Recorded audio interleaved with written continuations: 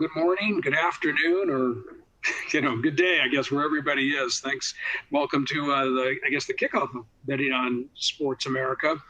I'm Howard Stutz. I'm the executive editor of CDC Gaming Reports, and I'm with Joe Asher, the CEO of William Hill US.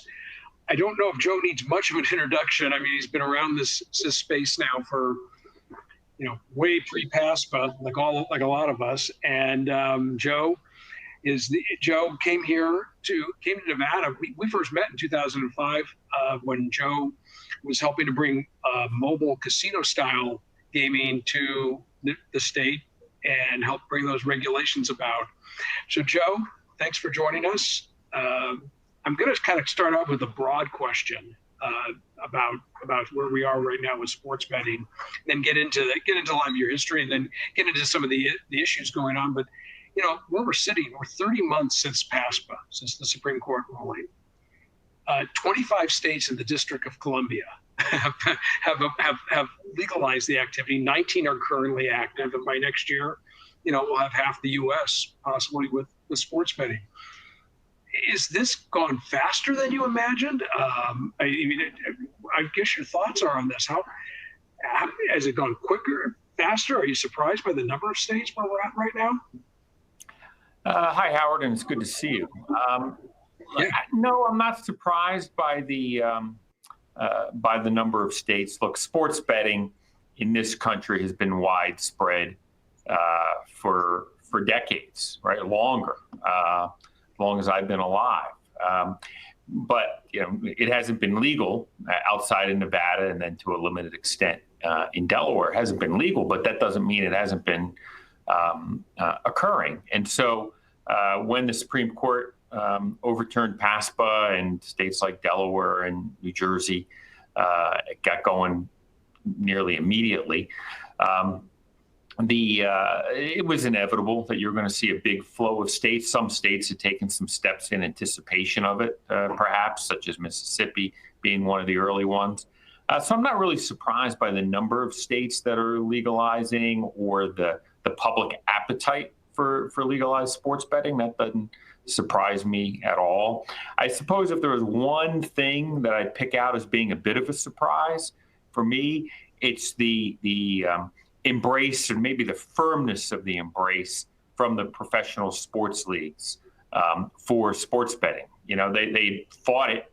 The sports leagues, of course, were the impetus behind PASPA in 1992, and then they had been fighting New Jersey for a number of years before the Supreme Court ruled, and to go from fighting it so strenuously in the courts to embracing it so firmly after the fact, it's probably the one surprise. I mean, we operate a sports book inside the Capital One Arena in Washington, D.C., right? That's where the Wizards and the Capitals play, sort of equidistant between the White House and the United States Capitol.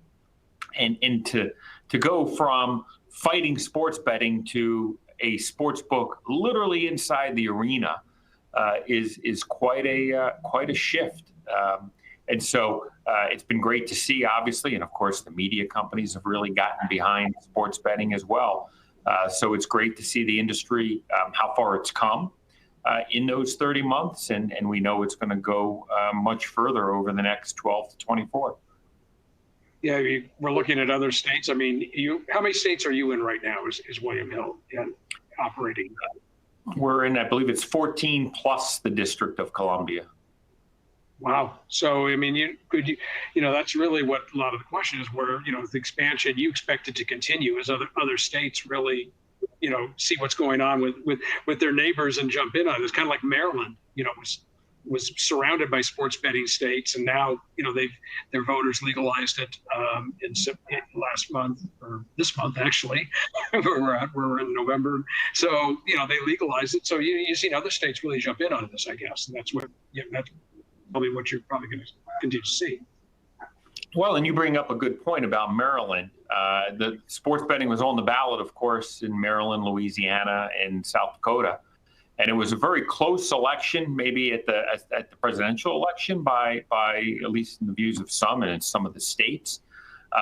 But it wasn't a close election at all on these sports betting referenda. The public, when they get the chance to weigh in on sports betting, they're clearly weighing in favor of a legal, regulated option as opposed to being relegated to the black market. Let me ask you about early on in your career. You actually formed your own sports betting operation, a bookmaking company called Brandywine, which your connection, obviously, for those of you who don't know, Joe is from Delaware and called races. How old were you when you were calling races the Brandywine racetrack? How old were you when you did that? Yeah, well, I called my first race when I was 16 at Dover Downs. I might have been 17 by the time I called a race at Brandywine, but it was a number of years ago for sure. But you started up Brandywine bookmaking, ran as Lucky Sports Books. What kind of, it was just in Nevada, obviously. What type of challenges was that? Operating, at the time, way pre-PASPA, operating a startup type business, which what we're seeing nowadays, in some sense, we're seeing a lot of, I don't know if it's startup for sense, companies coming in and getting into the sports betting space. But what was that like back in the day when it was just Nevada and starting up a sports betting operation? Yeah, well, look, it was a great experience. It was a pure startup. Wrote a business plan, went and raised some money, hired the key folks to help get the business going, and we landed our first customer, a member of the AGA Hall of Fame, Gaming Hall of Fame, Larry Wolf, who was so incredibly helpful. We happened to pick the worst time probably to start a business, I suppose, although this COVID period would be a pretty tough time as well. But right on the, at the start of the recession.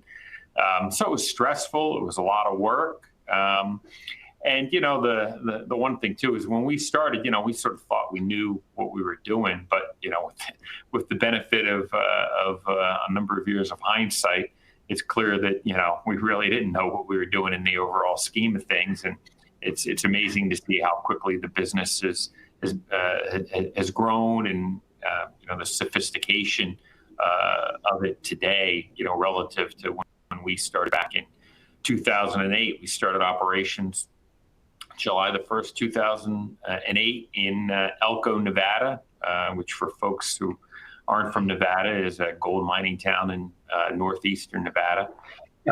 So it was a much smaller business, completely different set of challenges than those of today, but a tremendous experience. And then you sold, Lucky's was bought by William Hill, correct? Is that what Brandywine was bought by William Hill? That's how William Hill US was launched. Am I correct in that? My memory? Yes. So William Hill, we signed the deal to sell the company in 2011. The deal closed in 2012. William Hill bought 3 small businesses. Brandywine was one.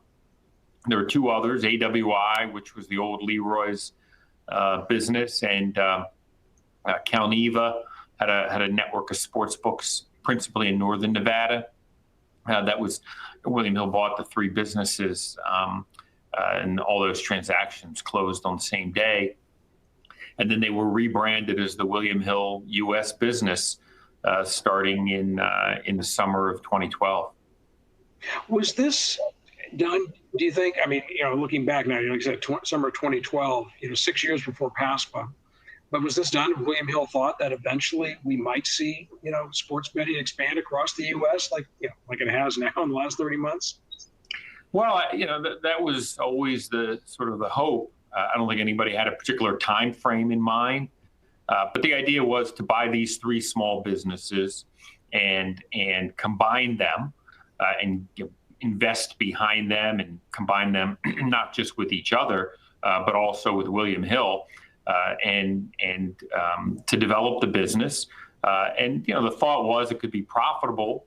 And then, there would be a toehold in the event that the U.S. market opened up, which, of course, it eventually did 6 years later. Look at the market. We kind of talked about the landscape a little bit, but, the multiple companies that are out there operating sports betting now, we've seen new ones jumping in, the deal, with Bally's Corporation now getting involved through the Betworks transaction. kind of setting these companies apart? What do what sets everyone apart? Is it the odds, customer service, betting options? What sets all these different companies apart as you're going into so many different states too, as we move along?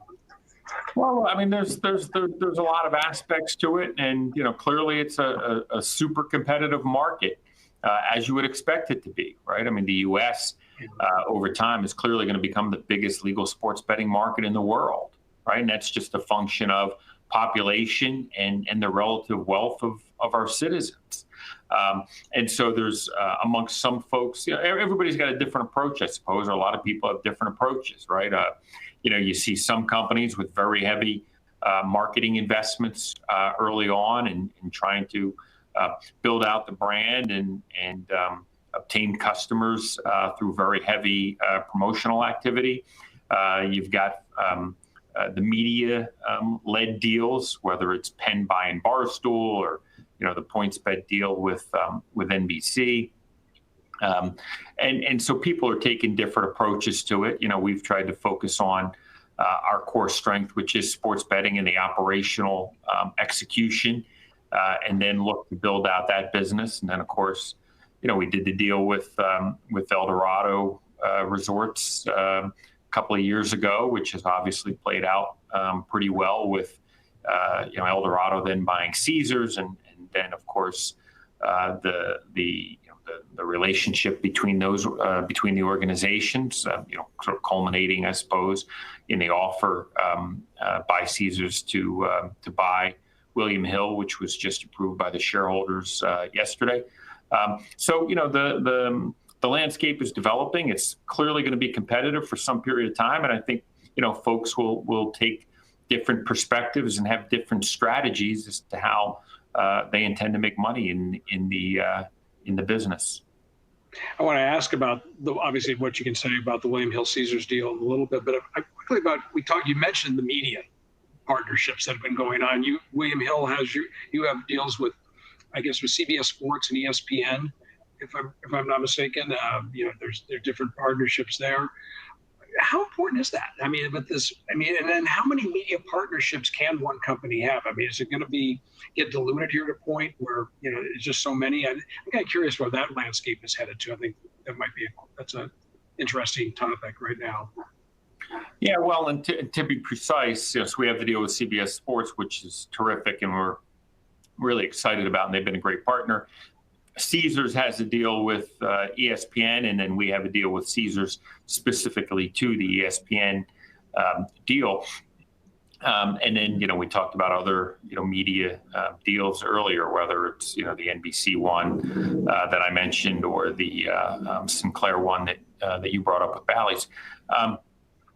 Fundamentally, look, we're investing a lot of money around technology and the product. Because in my view, over time, product is going to win in this market. And it's going to be who's got the most compelling product, right? The promotional activity, I think, wanes over time. And product is going to be so critically important. And so we've been investing a tremendous amount in product. But then you need a way to get that product into the hand of customers. And what do the media companies have, right? They've got customers, right? They've got folks who watch their platforms, go on their sites and so forth. And that's why I think you've seen these media sports betting deals, because it's a way to get people who are going to be inclined to bet on sports, right? Sports fans, get them to a betting product. And so that's clearly the way, we've focused on it. And I think others have as well. Is a way to, you want to be integrated as best you can with the media partner to make it seamless for people to come over to the betting options. I'm kind of curious what you think. With right now we've seen, as the expansion has gone on around the U.S. in sports betting with the states that have added on, but a large population state, say like California, Texas, or Florida.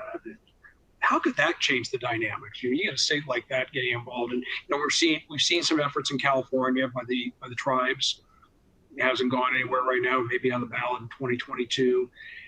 All of a sudden there was a story of the Texas Tribune the other day about Texas is now looking at casinos again in their legislature next year, which could include sports betting. So, in Florida, we don't know what the Seminoles might, they pretty much control Florida. So we'll see what they want to do. But how could a state like that, one of these states or all of them, could have changed the landscape in terms of sports betting?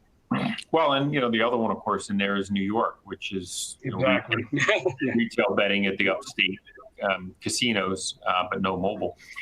So whether it's New York or Florida or California, Texas, these are big markets, right? And so look, eventually, one would expect there to be sports betting in those states. Don't really know when. Largely it's a political decision that that encapsulates things probably in many instances unrelated to sports betting, but that gets consumed within that. So, in California, you've got the role of the tribes, and you mentioned the Seminoles, and we'll see. We'll see what happens. I wouldn't predict the timing of it, but for years I was saying, look, there's no doubt that one day sports betting is going to be legal in the U.S. And widespread, and well, it's already widespread because of the illegal market. But there's no doubt it was going to be legal someday, and I would never put a date on it because I didn't know, that the Supreme Court was going to take the case, or eventually Congress would get around to revisiting PASPA.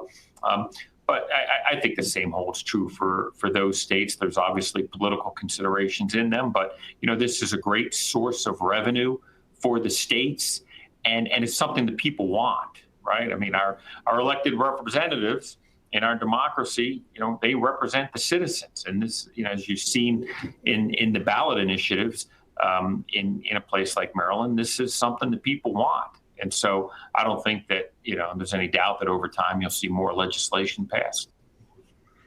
There was some push on federal oversight of sports betting. There was a hearing, I think, earlier this year in July of the Senate Judiciary Committee.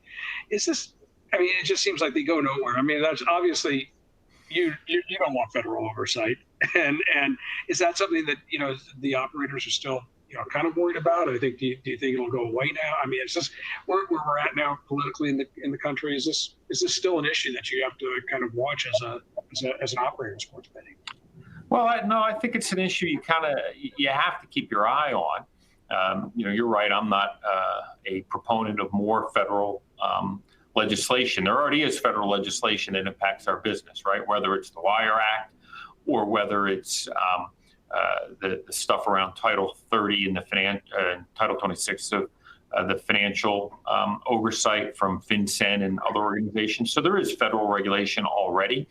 But historically, gaming has been a matter that's regulated at the state level, and that's what you see in so many states now across the country.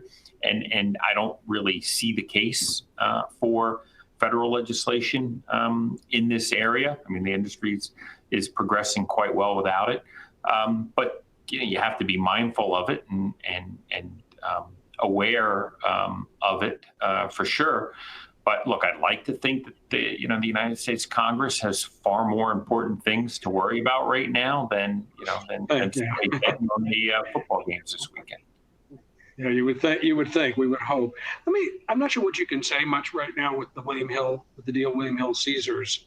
I know the CEO of Caesars has talked about there might be two mobile apps, one that says Caesars at William Hill, and then because you have most of your operators that you work with are not Caesars, owned. So it's going to be an interesting process how this moves forward.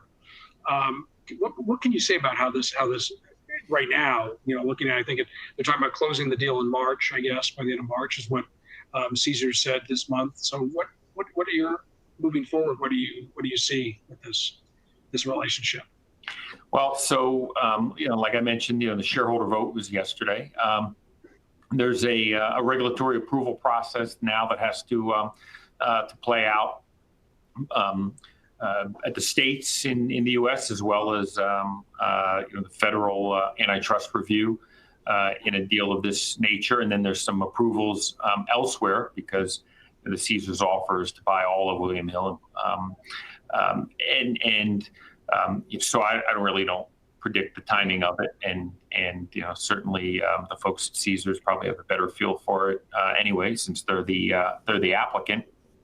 But we do have a really big business that we've built up through a lot of hard work and a lot of really talented people here at William Hill, with some incredibly important business partners who have been really good for us in helping us build that business.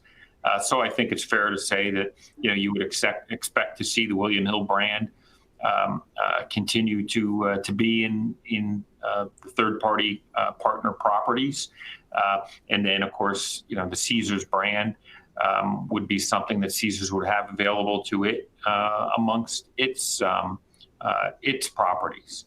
And people, it's important to realize as well. Look, William Hill, the brand's widely known in the UK, of course, as a sports betting brand, and certainly here in Nevada, very widely known. And there's work to establish it in those other states where we've done that, or in DC. The Caesars brand, historically, I think people associated Caesars with sports betting in some respects, right? Obviously, it's a great gaming brand. We all know that. But back in the day when I was growing up watching, those big boxing matches on TV in the Ali, Foreman, Frazier era, they were always live from Caesar's Palace in Las Vegas, where you'd see Evel Knievel, jumping over. Now you're operating the Caesar's Palace Sportsbook. Yeah. William Hill, Caesar's Palace, William Hill, Caesar's Palace, or that's pretty amazing. You got to think. Oh, it is. Look, it's special. I got to tell you, the first time, when I went down to the sports book after we started operating it at Caesar's Palace, that was a really fun thing, and not just for me, but for our whole team, because of the iconic nature of that property. Right, it's probably the most famous casino in the world, and so that's a quite a unique property that I think anybody who works there understands the need to preserve that legacy. And being here in Las Vegas, you and I have for both a long time. I've been here a little longer, but going on 40 years. Would you imagine seeing an ESPN studio across the strip with the strip in the background, producing? We have how many different broadcast networks are producing sports betting content, ESPN, this, I mean, there's so many of them now. You ever think, and then, you imagine that, plus let's get into the fact that we actually have an NFL team in Las Vegas, the Las Vegas Raiders, and of course our Vegas Golden Knights, which you and I cheer on. It's a big. Do you imagine seeing all this? The way Las Vegas has not only become the center of the sports betting universe, but it's become somewhat the center of the sports world now, in many ways. Well, so as a little boy growing up in Wilmington, Delaware, I always had this fascination with Las Vegas. There used to be this TV show called Vegas. Robert Urich was the star, and they had the opening scenes where the facade of the Barbary Coast, at Las Vegas Boulevard in Flamingo. It's now the Cromwell, and so I had this fascination because I grew up around gambling, as even before working at the racetracks. I was around gambling, pretty much my whole life, because my dad was a gambler back in Delaware, and so.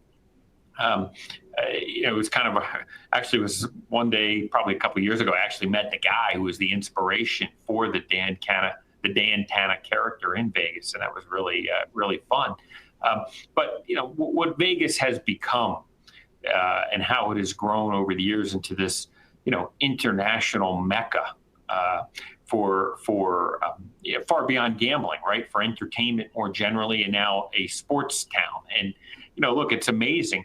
I think it was like the early 2000s, the Las Vegas Convention and Visitors Bureau wanted to advertise during the Super Bowl, and that ad was rejected, right? So because the NFL at the time did not want to be associated with Las Vegas, and so to go from no, you can't spend the money to advertise in the Super Bowl, to a team in a beautiful stadium right behind Mandalay Bay, and to have the Las Vegas Raiders on television is really something amazing. And you mentioned the Golden Knights, and those who live here in Las Vegas know what an impact that team has had in this town. I mean, it wasn't that long ago where the only game in town was the UNLV Running Rebels. Right. And now you got the Knights and the Raiders and so many events around sports in this town, whether it's UFC and the incredible production that they put on. And of course, this town has continued to have great boxing matches. And so Vegas has really become a big sports town. And obviously, look, we're in a challenge time now with COVID, but there's light at the end of the tunnel with the promise of these vaccines to come in the coming months. And so I look forward to that day when people, feel comfortable getting back on the airplanes and coming out to Las Vegas for sure. You mentioned the big events in Vegas, and before COVID hit, we had 4 different college conference basketball tournaments over the past few years, and obviously college basketball is a big betting aspect in our town, and for sports betting and for the operators. Do you think that helped soften a lot of the angst maybe about sports betting by the fact that things were taking place in Las Vegas? You had the Knights open their campaigns, been here now 3 years, all these college basketball tournaments. Now did you think that was helping soften the whole, stigma about gambling in Las Vegas and sports betting? Yeah, look, I think it certainly did. And look, to some extent as well, the leagues were kind of in this box, right, where they had been opposed to sports betting for so long that it was difficult to sort of shift their position. Because that had been a position that had held up for so long. And yet times were clearly changing, and we had this massive black market, which did not in any way really help the leagues or the governments or anybody else other than the illegal bookmakers. And whatever it was, 5 years or so ago when Adam Silver wrote that op-ed piece in the New York Times and called, essentially for reassessing the historic position around sports betting. I thought, and it wasn't just the fact that the commissioner was saying that. It was that his op-ed piece was clearly well researched and well thought out. I think that, was one of those other things that started to chip away at it. And the fact that you had these college tournaments with no issues. And, at one point, we were sponsoring UNLV basketball pre-PASPA when, the NCAA was still opposed to sports betting. And yet, we were a courtside sponsor of UNLV Running Rebel basketball. And so, everything was all twisted up in knots. And clearly, the embrace of the professional sports leagues around the daily fantasy sports betting, I think, played a factor in them getting behind sports betting as quickly as they really could once the Supreme Court had overturned the statute. And, another thing, too, that really doesn't get much credit, but I think deserves it, is I think the American Gaming Association did a really good job around this issue in advance of the Supreme Court, whether it was helping develop the relationships between the industry and the sports leagues and the media companies. And there was an op-ed piece in the Washington Post by George Will a couple days before the Supreme Court argument. And so I think the AGA under Jeff Freeman's leadership, and Sarah, of course, was so involved at that time, really did a good job in helping to get folks to think about it anew and to look at it from a fresh perspective. No, it kind of makes sense. I got to ask you, because I brought up earlier, you and I are both Golden Knights fans. I think when we were, there was an event in D.C. when you were announcing your partner, the William Hill's partnership with the NHL, and the commissioner, Gary Bettman, made a comment. He says the first time you were in a suit, he said the first time he hadn't seen you other than wearing a Golden Knights jersey. So I thought that was kind of interesting. You're a Eagles fan. I'll let you have your moment there. But Do you bet? Do you play somehow on these games still? Do you like to make a wager here and there? I bet once in a while, not often actually, mostly Yeah. because I'm sort of busy and I've got obviously plenty of action on just about any game. I always root for whatever side we need here at William Hill. But I've got a mobile account at a competitor here in Las Vegas. And then, of course, I still bet on horses, well, in normal times anyway, because we go out to Del Mar during the racing meet as well. So, yeah, I think it's actually important to bet if you work in the business, because you want to stay close to the customer and understand what's in the customer's mind. Of course, you want to see what your competitors are doing as well. But it's I've been a sports fan my whole life. I mean, look, my kids think it's easy, right? I tried to raise them as Eagles fans, and they're young, and then the Eagles win the Super Bowl, and the Golden Knights are in the Stanley Cup Finals, and like they think it's easy. And I'm like, wait a minute, I had to wait 50 years for the Super Bowl, but I've always enjoyed sports, and because it's such a part of our culture, and I don't think that's going to change anytime soon. I think a lot of people would like to have your job, but they don't. But then they don't see you stress on a Sunday when you got the other side of a game that's probably going south for going good for the customers, but not so good for William Hill. It's a little different, I guess. Well, it was a really those Sundays were a lot of sweat back in the early Brandywine days. That's for sure. When it was a small company, and it was my bankroll on the line effectively every weekend. Fortunately now, the business has gotten so big that we're able to handle the swings that come with it. And, some games are good for the house, some games are good for the customer. And, and that's the way it ought to be. Well, I really, I appreciate it. Joe Asher, CEO of William Hill. Thank you for your time, and thank you. Enjoy the rest of Betting on Sports America, everybody. Thank you very much for watching us. Thanks, everybody. Thank you, Howard.